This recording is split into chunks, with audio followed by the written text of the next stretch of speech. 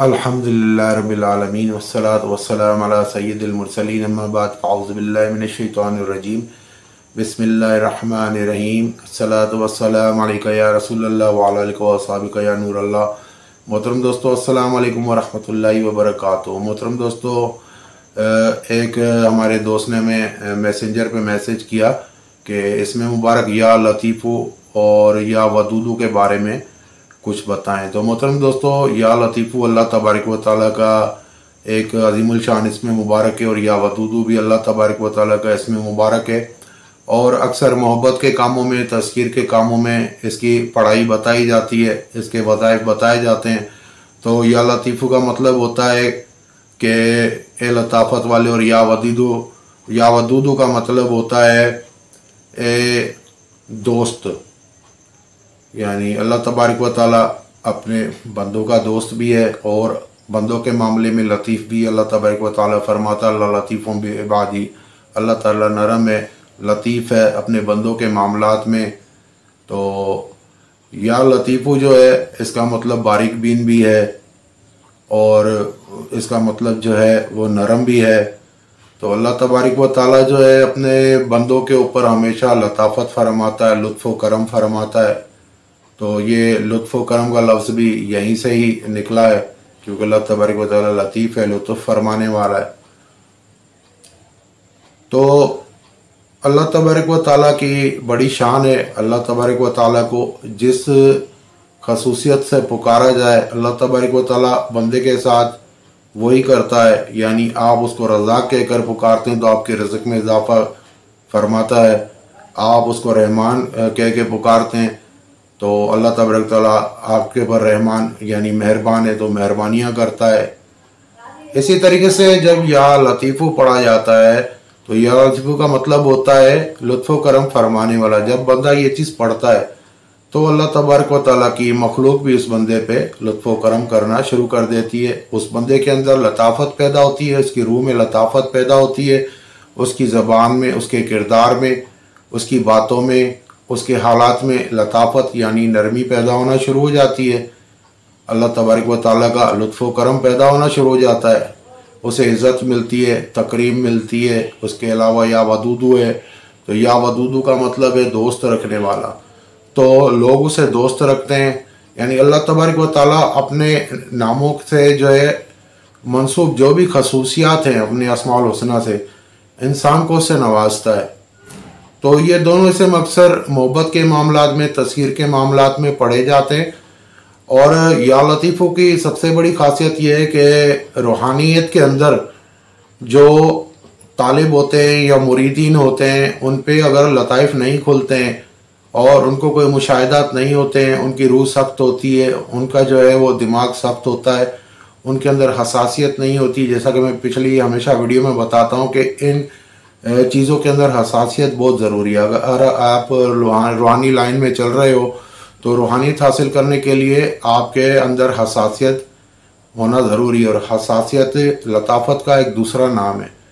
तो जब तक आपके अंदर ये लताफ़त नहीं होती है तब तक आप रूहानियत के अंदर चल नहीं सकते हो, रूहानियत को पा नहीं सकते हो, महसूस नहीं कर सकते हो। क्योंकि जितनी भी अरवाह हैं, जितनी भी नेक अरवाह हैं वो लतीफ़ होती हैं, मलाइका हैं वो लतीफ़ हैं।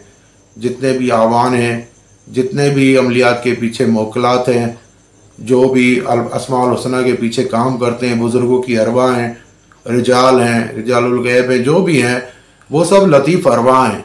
और लतीफ़ चीज़ों से रब्ता करने के लिए आपके अंदर लताफ़त होना बहुत ज़रूरी है। तो इस लताफ़त को पैदा करने के लिए अक्सर उलमाए कराम, अक्सर बुज़ुर्गान दीन, अक्सर औलिया कराम और दरवेश लोग, फ़कीर लोग अपने शागिर्दों को, मुरीदीन को या लतीफ़ू का विर्द करने का बताते हैं ताकि उसके अंदर लताफ़त पैदा हो। कि जब तक आपके अंदर लताफ़त नहीं होगी, नरमी नहीं होगी, आपके दिलो दिमाग में नरमी नहीं होगी, तो ये लतीफ़ अरवाह जो हैं इनको आप ना देख सकेंगे, ना इनसे रब्ता कर सकेंगे, ना इनका आपके साथ टच होगा। देखिए, दुनिया के अंदर दो किस्म की क़ुव्वतें हैं, एक अच्छी एक बुरी। हर चीज़ की अल्लाह ताला ने ज़िद बनाई है। नरमी की ज़िद है सख्ती।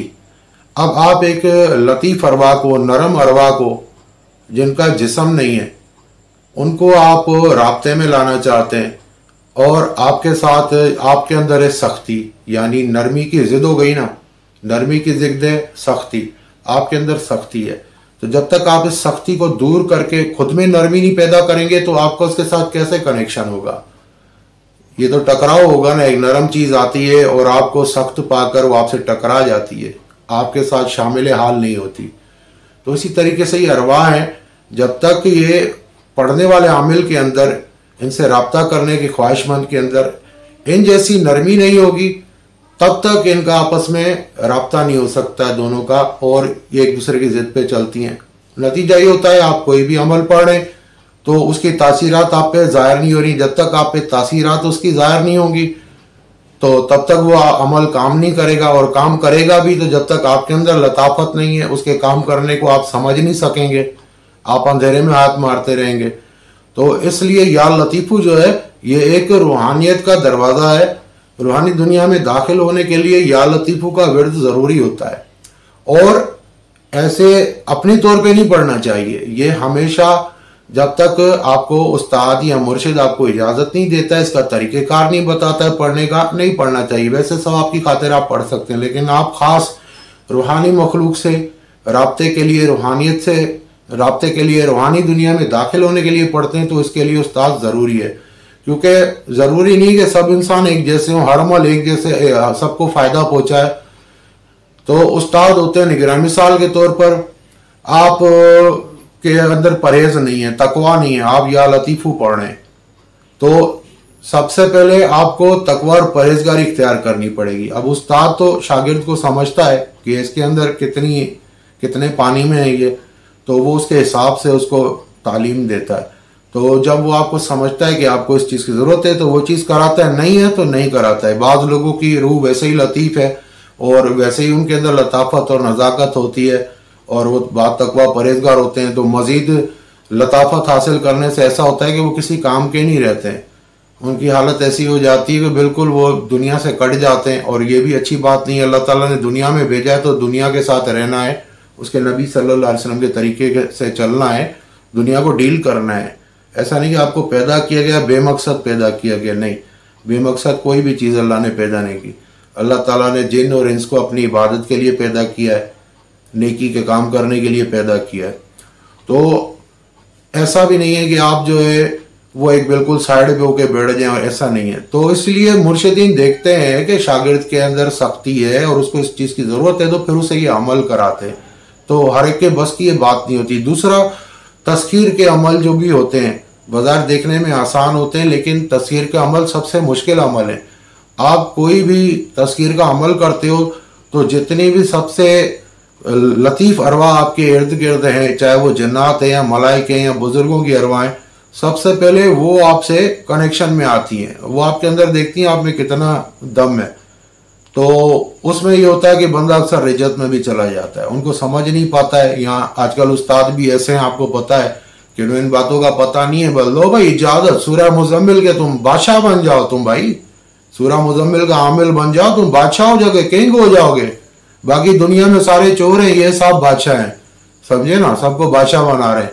तो भाईजान ऐसा नहीं है। हर एक की कैपेसिटी, हर एक की ताकत के मुताबिक उस्ताद उनको तालीम करते हैं, कि हर किसी के बस की बात नहीं होती है।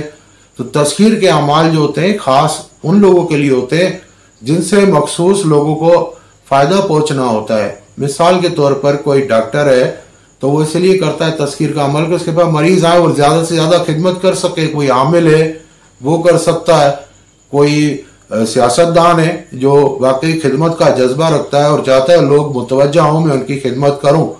तो ऐसे नेक नियत लोग जो होते हैं उनके लिए तस्खीर का अमल होता है, ना कि ऐसे लोगों के लिए कि भाई बड़ा धंधा हो, मेरी चोर बाजारी चले, मदारी की तरह तमाशा लगा के बैठ जाऊं, लोग जमा हो जाए, फिर सबकी जेबें खाली करवाऊं। ऐसा नहीं है। ये मखसूस लोगों को तस्खीर की इजाज़त दी जाती है और देखभाल के दी जाती है। कई कई साल मुर्शिदीन की, बुजुर्गों की खिदमत करने के बाद जब वो देखते थे कि ये वाकई काबिल है कि अब ये लोगों की खिदमत कर सकता है, लोगों तक फैज़ पहुंचा सकता है, अगर ये आलिम है तो लोगों तक इल्म पहुंचा सकता है, इसमें वो क्वालिटी है, तो फिर उसको तस्खीर का अमल आखिर में कराया जाता था, ताकि अब जो भी उसके अंदर ताकतें हैं, इल्मी या रूहानी ताकतें, वो लोगों तक पहुँचें। तो ये आखिरी स्टेज होती है। लोगों ने मजाक समझ लिया, तस्खीर का अमल, लोगों का हजूम लग जाएगा, रश लग जाएगा। अरे भाई, ऐसा होता तो सारी दुनिया रश लगा के बैठी होती। ये मखसूस लोगों के लिए होता है। अल्लाह तबारक व तआला फरमाता है, वातु इज़्ज़ु मन तशा व तुज़िल्लु मन तशा। अल्लाह ताला जिसे चाहता है इज़्ज़त देता है। अगर अल्लाह ताला ने आपको इज़्ज़त देनी है तो वो बगैर अमल के भी दे देगा, नहीं देनी है तो अमल से भी नहीं मिलेगी। पहले आप अपने अंदर वो क्वालिटी तो पैदा करें कि आपसे लोगों को क्या फ़ायदा पहुंच सकता है, फिर तस्कीर का अमल करें। तो बहरहाल आम आवाम के लिए इसके दुनियावी फ़ायदे ये हैं कि मिसाल बच्चे तंग करते हैं, सख्त हैं, बदज़बानी करते हैं, या किसी की बीवी बदज़बानी करती है, या किसी का शौहर बदज़बानी करता है, तो चीनी के ऊपर या लतीफ़ो 1100 बार पढ़कर दम करें। अव्वल आखिर 21-21 बार दुरूद शरीफ कोई सा भी हो पढ़ें, और वो पढ़कर दम करके वो चीनी आप उसको थोड़ी थोड़ी खिलाते रहें किसी तरीके से, चाय के साथ, शरबत के साथ, या घर में जो चीनी इस्तेमाल होती है उसमें मिक्स कर दें, और तो सब घर वाले खाएंगे, सबकी आपस में मोहब्बत बढ़ेगी। इसके साथ या वदूदू का इजाफा करते हैं तो वो और भी बेहतर है। या लतीफ़ो या वदूदू ये पढ़ लें 1100 बार दोनों मिला के। दोनों की तासीर एक ही है, तकरीबन एक ही तासीर है दोनों की, दोनों के फ़वाइद एक ही हैं, या लतीफ़ो के भी या वदूदू के भी। दोनों के अंदर एक ही किस्म की तासीर है, यानी कशिश की, मोहब्बत की तासीर है। तो उम्मीद है दोस्तों आपको वीडियो पसंद आई होगी।